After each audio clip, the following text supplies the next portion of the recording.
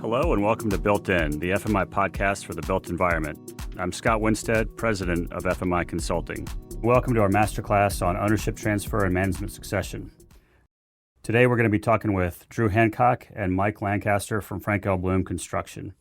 We're going to have a conversation today with Mike and Drew about what drove their success, what lessons did they learn, what counsel would they provide to other clients. So just to give a little bit of context, back then in 2006, 2007, when Drew Hancock, who at the time was the majority owner, president, CEO, was contemplating a transition, keep in mind this is a year or two away from the Great Recession. Blum was about a $40 million a year contractor located in Winston-Salem, North Carolina, operating largely within that small geographic market. Fast forward to today, they're now $400 million in revenue statewide, work in a variety of vertical market sectors and a variety of different geographies. So we're going to talk both to Drew and to Mike Lancaster, who is now the president CEO, at the time was a 26-year-old project manager, now the majority owner of the business. Well, Drew and Mike, thanks so much for taking time to join us and welcome to the show. Great to be here. Thanks, Scott. So, and also I understand that congratulations are in order. So it sounds like you're approaching 100 years in business. That's correct. Yeah, this May we'll celebrate 100 years. Not many firms can say that. That's rarefied air. Congrats. One of the things that we're going to be getting into here in just a moment is just the ownership transition and the management succession process that you all went through. And I'm really curious to hear from both of you. Drew, going back to 2007, I think it was, so about 16 years ago, at that time you were president and CEO, roughly 90% plus owner of Blum Construction. Mike, I believe, if correct me if I'm wrong, 26 years old at the time, project manager, not too far removed from NC State. At that time, we're not an owner in the business, and we're kind of getting your sea legs under you. So have I got that roughly right? That sets the stage. I believe back then you all were doing about 40 million in revenue, and today I believe that number is slightly more than that. Mike, I'll let you give a little bit more background on the business. So currently we're a $400 million commercial contractor that spans the state of North Carolina with projects from the coast all the way to the mountains, operating in a variety of market sectors from higher education, healthcare, senior care, certainly a thriving business that had humble beginnings and looking forward to our second century, as you said. And just a little bit of further context, I believe this is the fourth ownership group and the third transition that you all have gone through over your history. That's correct, yeah. Well, maybe I'd love to dive in there and a little bit more to try to compress it down to what's happened in the last 100 years. So I think there's been a range of experiences as ownership has transitioned from one generation to the next. But there's been some hiccups along the way and some surprises. And I'd love, Drew, maybe if you would just walk us through your experience and your perspective on some of the transitions that preceded this one that we're going to get into here in a moment. Yeah, so Scott, you're right. There have been three transitions, four generations. The first transition was sudden death. Frank Blum, the founder, had a heart attack, and 3 days later he was gone. That's not the way to plan a transition, but we survived. We survived because of the people involved in the business at the time. We survived because the customers had confidence in those people, and so we picked up and went on. And the Blum family themselves was dangerously exposed to finishing the work, and they knew it, and just a situation that was very, very precarious that ultimately worked out. And then the second transition was what I would describe as take a note and leave. The second generation essentially offered the third generation ownership in the company, and the third generation decided that they would sign a 20-year note in one case and a 10-year note in the other. And the second generation leaders left in fairly short order after that transition. So those were the two we survived, and they were different than the one that we're going to talk about today. I'm curious, having observed those transitions, what did you want to make sure that you did with this transition that might be a little bit different from what you'd seen? Two things. Certainly with the first one, ours was plan. You can be a part of a transit. You can be a part of planning a transition or not, but the transition is going to happen, whether it's sudden death, whether it's an external sale, an internal sale, or shutting a company down. It's going to happen, and you can be a part of planning it or not. So plan, which is one of our core values at Blum, was paramount. And then my partners and I was the youngest of three. I was in my early 50s, had both partners about 5 years older than me, and one had made it very clear that he wanted to exit at 60. So that was kind of the impetus of me getting engaged early, which in hindsight was wonderful. But the objective there for us was to stay in the company. We weren't finished yet. In my early 50s and my partners in their mid 50s, we wanted to stay in and be a part of the transition. So those were our objectives that were different and things that we'd learned from the first two. Thanks, Drew. I'd love to transition now, Mike. As Drew talked about objectives, we'd love to hear a little bit more from you about what your objectives were back then as you were thinking about the opportunity to buy into this firm. Well, I was 26 years old, Scott. So I would say I was a little bit naive at that time about objectives, but I did think I wanted to be a part of something great, and build upon what already existed. And I thought we really, we had something great. That sounds simplistic, but that was probably it. The root of it. I just want to be a part of something great, be a part of a team that could certainly take something that was already in great shape and leave it better than I found it. And then obviously wanted to, get in that, hopefully have a good outcome professionally and personally for myself. But being a part of a team that was being a part of a great team was sort of first and foremost for me.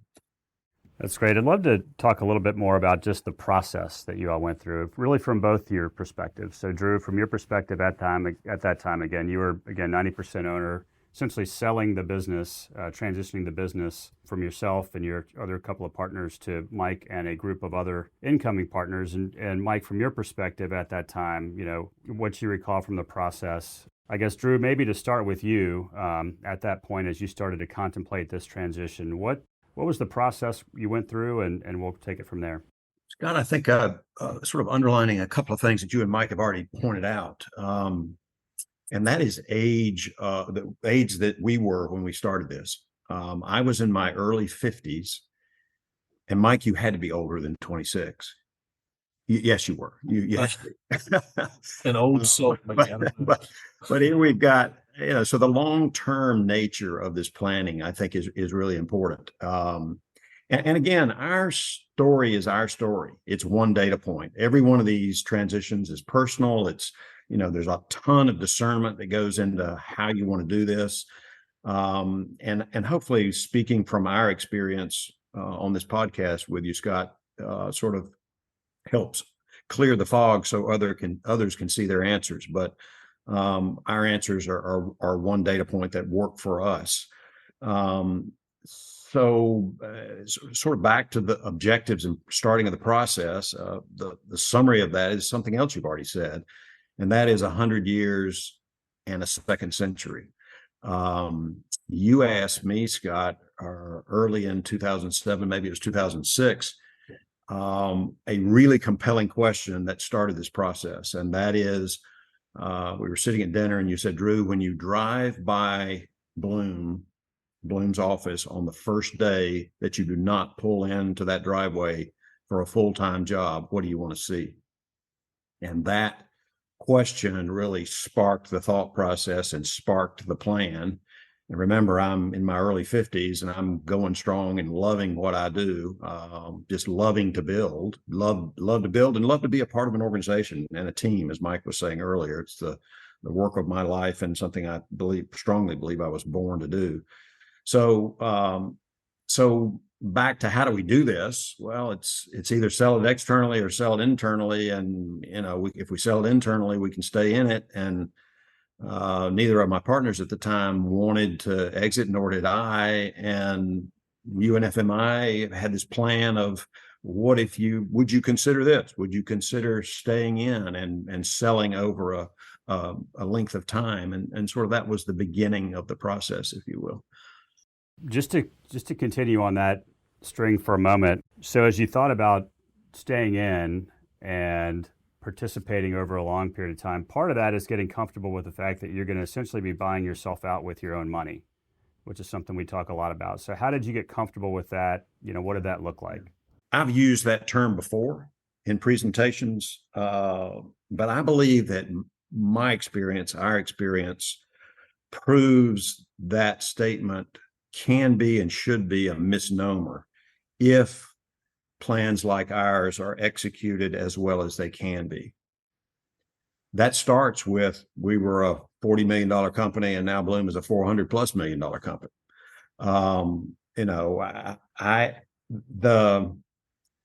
The challenge of doing that and being a part of that growth, if you will, it really was my investment in this plan that paid back to me, both financially as well as career satisfaction wise. This plan paid back to me in multiples. It was 1 + 1 = 11, or it was 5 × 1 = 51, or however you want to say it. But strengthening the company through this ownership transition lit a fire that was the most satisfying work of my career. So it really wasn't buying. It was buying myself out without my own money, if you really want to look at it that way. But a lot of people think that see this business as you sell the work and you count the money. Well, we all know that there's a ton of risk and uncertainty to navigate between selling a job and banking the money. And so, was it my money really? Well, our team generated that money, and I invested in this process and invested in the next generation. And that came back to me, as I say, in multiples. Thank you, Drew. So go ahead, Mike. I don't know that we ever evaluated I'm sure that I guess you evaluate the scenario as buyer seller, but it was more, a teammate effort. I mean, Drew and I spent 10, 12 years sort of in the longer than that, I guess, in a teammate scenario. So to me, buyer seller implies a transaction that you execute it and you're finished. And in our case, we were teammates. And we picked a great teammate with Drew, and I hope he'd say the same thing.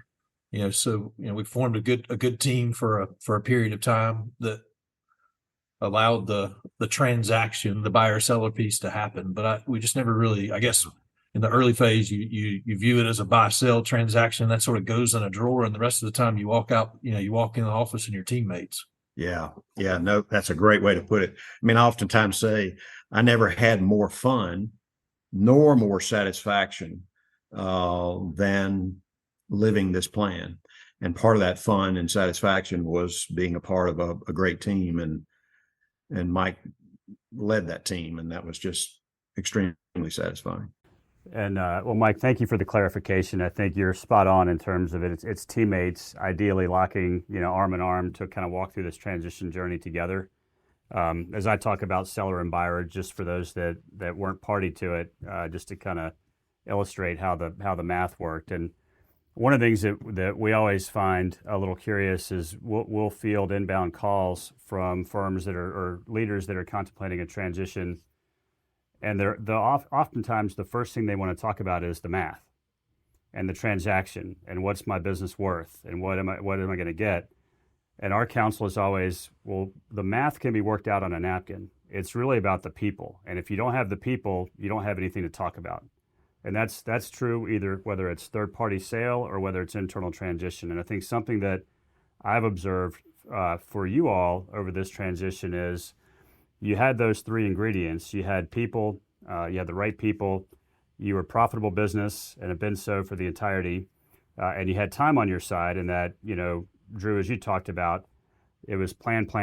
So it was methodical planning, and what are the scenarios that we can think about and anticipate? What are the unforeseens that we can't anticipate at this point? And you tweaked along the way, but it was very thoughtful, very methodical, and just listening to both of you, there seems to be a lot of legacy and values, and I want to be part of something great, or I want to leave behind something great, which I think, in my mind, really, if you have those elements, most any transition plan can work. I'm curious, you both lived it. How does what I just shared stack up with kind of what you all experienced?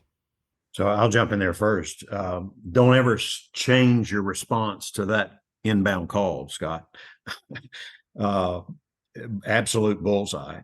Yes, we had people, profits, and time, and those were part of our plan. But I could summarize that as people, people, people. I mean, that's where it all starts. The numbers, as you say, you can work it out on the back of a napkin, and you can be directionally correct, but it is literally about the people, people, people. Yeah, and I think it's much of we labeled it OTMS, ownership transition management succession. You could call it leadership succession, but there was a point in time when you focused on the ownership transition piece. And again, I just feel like that sort of went the shares have to change hands, but if you don't create a system and a culture where you're transitioning and cultivating leadership, to what end? If you haven't built enduring leadership, to what end? So we spent as much time on the leadership succession side, 10x what we spent on the ownership transition side. That was a end of the year writing a check, and then we went back to the leadership succession side. Mike, that's a great segue. I'd love for your perspective on what that looked like for you all. The leadership transition, the management succession, getting people ready to take up the mantle for whatever roles they were going to play in the future once, Drew and his partners were either less involved or at some point no longer involved. I'm not sure who coined the phrase. I don't know if that Scott was you or Chris or Drew, but Drew always said, never go alone. And so I and others in my generation of ownership were shadows. And so, to me, for me, that's the best way to learn, is be put in the fire in situations. So you learn by seeing and doing and understanding how Drew handles this particular situation, or how Mark Gilbert handles this situation. And so that was as big a part of our leadership succession, I'd say, as anything, was that Drew just was purposeful about taking us and exposing us to any and everything, whether that was a community organization and building up your network and your influence, or business decisions, or human resources decisions. We were just exposed to a lot. I would add to that that plans evolve, people live into their potential. And we saw in my generation an opportunity to provide leadership to the next generation through that never go alone that they needed at that time, but would not need later. So the best gift that we could give, if you will, if you see it that way, from a servant leadership standpoint, or however you want to frame that, was let's do this now to help them, and we know that they will not need it later. And obviously they've done exceptionally well with it, and I couldn't be more proud of Mike and his team and all that they've accomplished through that. We're talking about leadership transition and getting folks ready. I'm curious, from both your perspectives, Mike, I'll start with you. What are your biggest lessons learned from the process? Obviously, you're in the process now where you're president, CEO, majority shareholder, and are continually thinking about incoming shareholders and who's worthy, how do we make these decisions. So curious what lessons you took from the previous process that you've applied to this, kind of where you are now. Drew's dad always said it's a people project. It was back then, it still is today. It's a people project. Construction's a people business. This transition, our transition, future transitions are people projects, and building high performing teams, being committed to that, making your team function in a high performing manner just makes transition smooth. The flexibility of the plan was flexible for us. I mean, the intent and the rules never change, which I think is important. You see a lot of plans go wrong in that aspect, where the rules changed. And our rules and intent never changed, but the plan allowed flexibility, because construction, as we all know, is a cyclical, difficult business in itself. Life throws you curves, and so the ability to be flexible in the plan was paramount. Say more about the curveballs that you all experienced I think there's a lot there that would be great to unpack. Well, we started in, I guess, 06, 07, and then the world came unglued for 08, 09, 2008, 9, and 10 were not banner years for many businesses, certainly not construction businesses. There were years where we were having to be really tight and worried about where the work's going to come from because there was not a lot of work out there in those years. So the ability to be flexible in that regard was I know, speaking personally, that was important to me. Nobody could have seen that coming. How about on the people side? I think that's one of the most important questions in this process, as well as one of the most beneficial things of this process. You told us many times that this plan would allow us to, so to speak, put the dogs in the woods and see if they could hunt while we were still there. And so going slow, observing, knowing that working in a construction company versus owning the risk of a construction company are two entirely different things. Right. And you need people who are willing and ready to do both. And so you're looking for traits all the time, sort of shareholder traits. And we boiled some of those down. Some of the phrases we used were, we're looking for the meat eaters in the litter, who has the eye of the tiger, who understands that leadership is taken, not given. You got to take hold of it. You can't just be anointed, so to speak. And then, who is confident enough and has a risk profile to where they're willing to put up their house when things are going into the toilet, as Mike says. This whole idea of having a spirited conversation around the kitchen table and you and your family are willing to be exposed to that kind of risk, and to, it's a very real thing that you just got to making sure that everybody around the table is cut out of that cloth and wants to do that in their very core is a really, really important part of this process. And when you have to back up and say you may have made a mistake and had somebody in the wrong seat on the bus, then you got to acknowledge that. All through a heart for service to all the families that depend on the company. Right. And it's certainly not a value judgment in those situations, right? Because it happens. I mean, risk and indemnification, as you're talking about, it's a great equalizer. I mean, it does kind of separate, the differences. And then, think about our plan, the timing of our plan. In hindsight, 2007, I've got two partners, third generation. We make these decisions.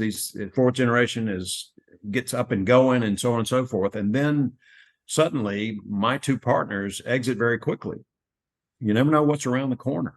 One for personal health and one for family health reasons. And so I oftentimes say that having this plan in place kind of saved my bacon in a lot of ways. All I needed in the middle of that deep, dark recession when the world fell apart, and my right arm, my left arm that I'd been with for 20 years were no longer there. All I needed to do to get energy and re-energized was to go down the hall, and had a cadre of young people that were just fired up to conquer the world. And by golly, they did. And that was exciting, and that was reassuring. So there's never any substitute for strengthening an organization and investing in the people of that organization, however you choose to do that. Mike, you talked about the timing, and in life, timing tends to be everything. But you were in the process of becoming an owner for the very first time. As you said, the world was coming unglued, at least from a financial markets perspective and the global economies. I'm curious, what were you thinking back then, and what helped you get through that process? I think having wise counsel with Drew and Mark Gilbert, who had been through other recessions in the Mark had come from Ohio in the late 70s with we think we have high interest rates now, and you hear him tell the stories, Right. So he had seen the dark side, and it said that too shall pass, and sort of keeping your eye on the prize and keep doing the blocking and tackling. So I think wise counsel was a part of it, but certainly, it certainly shaped my risk profile and who I am today going through that. If you're asking that, I mean, that was you'd always heard construction's a cyclical, risky business. Well, that was a cycle like no one had ever seen. So it was Right. it certainly opened your eyes to the cyclical side of the business. So, along those lines, I'm curious, how has it shaped your risk profile? What do you think how do you approach the business today that you think has been shaped by that past experience? Probably more mindful of market diversification due to that recession. I don't, we were probably not as diversified as we needed to be able to withstand some market fluctuations. So very much mindful of diversification, understanding that where our individual market sectors are headed, what props them up, what keeps them viable in the future, current today and in the future. And sometimes you can get caught in a trap of riding a successful wave and ignore diversification, and then everything changes on a dime. So try to be very well diversified. Sometimes in the face of chasing high profits on a concentration of risk, just remaining diligent and being diversified. What's the old phrase? Never let a good recession go to waste. So you certainly took advantage of that character builder back then. So we've talked a lot about some of the ingredients for success and what went well, what you would do again. Just to take the flip side of that, would love both of your perspectives on what would you do differently if you had it to do over again. And Drew, maybe I'll start with you and Mike come back to you. Nothing. So first and foremost, Scott, I have absolutely no regrets. And you put that question out to me a week ago or so, and I've really been scratching my head about that. If you can start out in this industry a week out of high school, digging ditches and pushing a wheelbarrow for a summer job and end up where I am in life, both professionally and personally, the overwhelming sense of who you are is grateful. So again, first and foremost, I have no regrets. Having said that, one of the things I do now is I've got lots of things that I do now, but one of them is help to teach a class at Wake Forest titled Successful Private Companies. And a few of the things that I tell my 20-something students at Wake Forest about their careers and about leading a company is first, if you have an opportunity to go to work with family out of college, don't. And what I mean by that is go somewhere else first and stand on your own 2 feet and make something of yourself and be recruited back into the business with your family for the value that you bring, not just as a recent graduate with the right last name. And then when you do decide to go back into that business, or if you do with family, report to a non-family mentor. I had good fortune of doing both those things, and those things create a lifetime of confidence for yourself, as well as a lifetime of credibility among your peers and your coworkers. And then the second piece of advice that I give my students is make sure you learn your business from the ground up by paying your dues, doing the equivalent of digging a ditch in your industry, whatever that is. And Mike referred to that sort of as the core of who we are as a company. But also, in addition to that, I would tell my 25-year-old self to take time earlier to work on the business in addition to working in the business.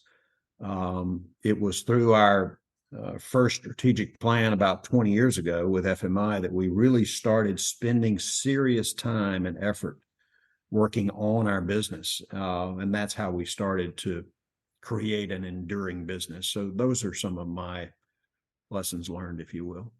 I'm not a Monday morning quarterback person. What we did led us to where we are today, which is a pretty good spot. So I don't know if there's anything that I would change. I think, one of the things that made it so successful too is generosity. And you see so many businesses like ours where the founder, principal, whatever, in the prior generation worries so much about getting a multiple, as you said, Scott, an inflated number, and then the rules change or whatever. But I think a person that's generous usually gets rewarded, and Drew's one of the most generous people that I know. So I think it was just, I wouldn't change a thing. It was a good ride, and continues to be a good ride. Something to be said for that.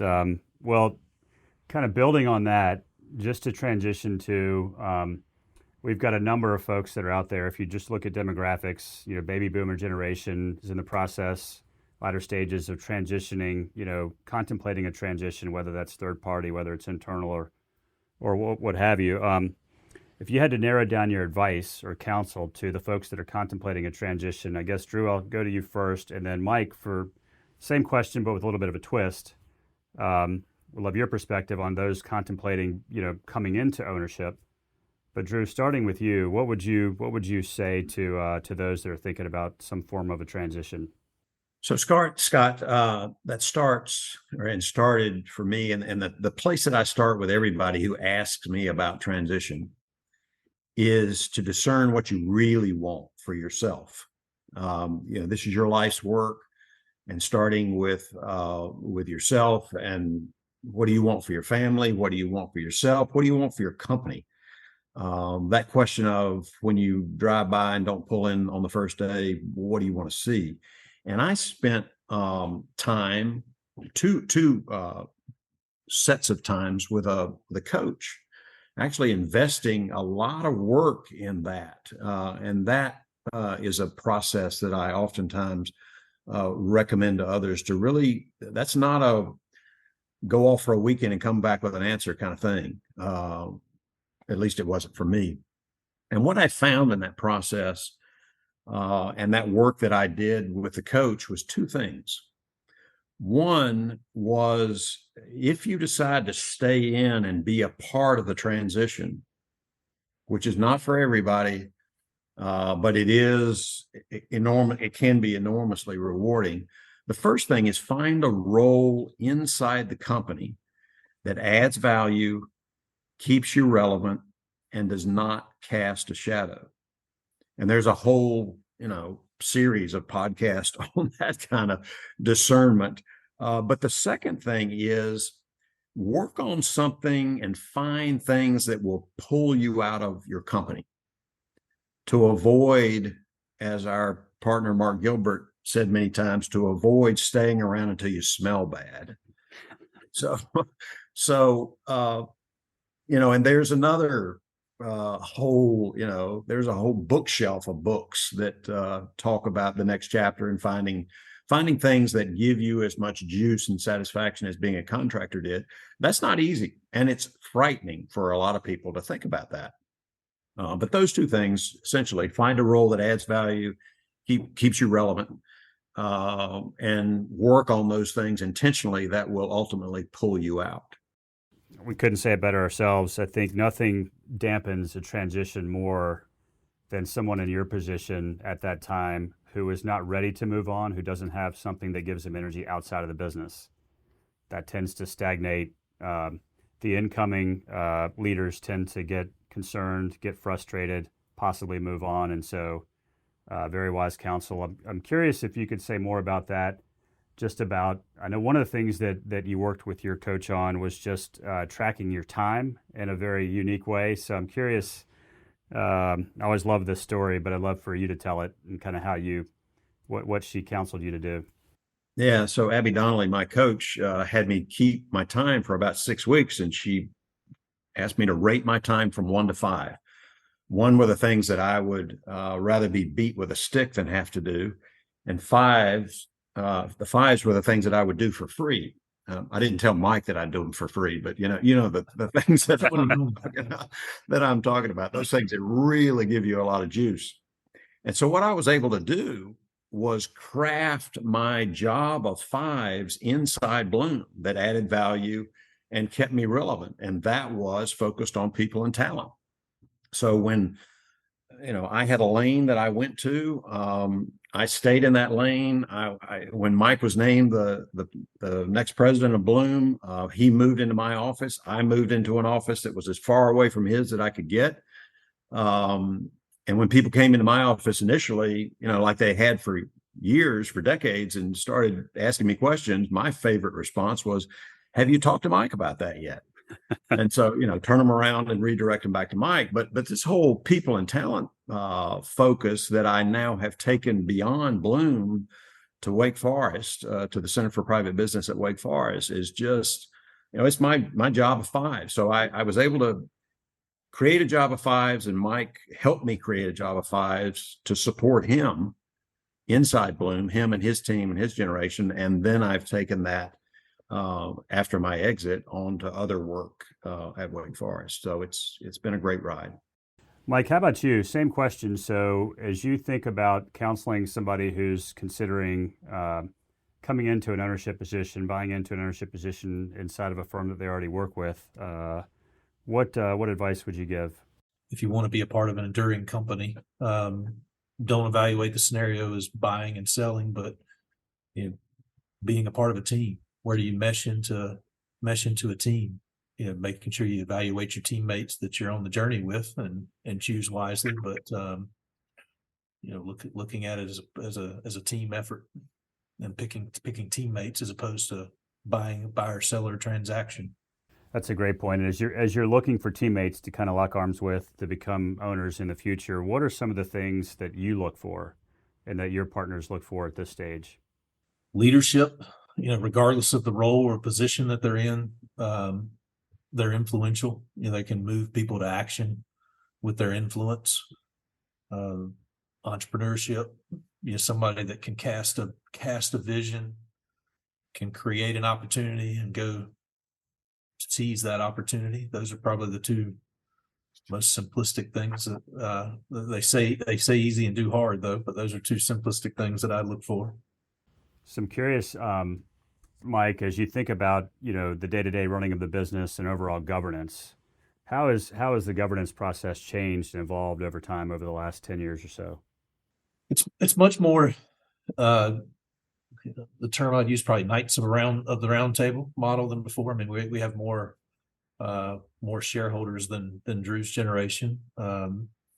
So that's one difference. It's, when I started, we didn't have an outside advisory board. We do now. We're in a bit of a reboot with them after a pause for COVID, but we try to structure that as close as we can to a true fiduciary board to maximize the benefit that we get from them. So those would probably be the two things that I would point to the most.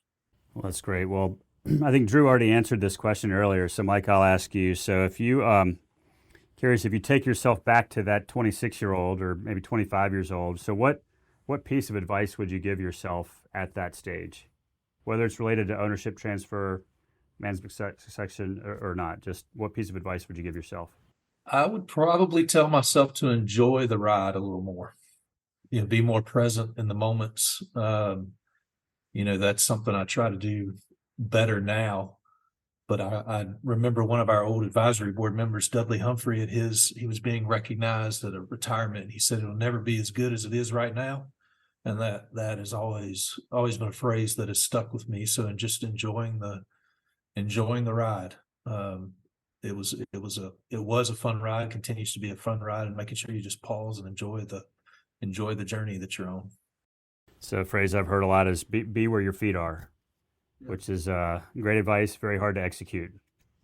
Well, gentlemen, both, thank you very much for taking the time to do this. I really enjoyed the conversation. It's always great to catch up with you. And congratulations on a great transition and 100 years. Thank you. Likewise, Scott. Yeah, thank you both, Scott and Mike. Both of you have been key players in getting Bloom to that second century, and I appreciate both of you, who you are and what you've done to accomplish that. Thanks, Drew. It's been a lot of fun.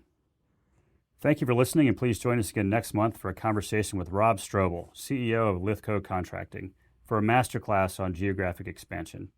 For just a little bit of context, Lithco today is the second largest concrete firm in the U.S., approaching $1.5 billion in revenue and close to 20 branch offices across the U.S. and counting.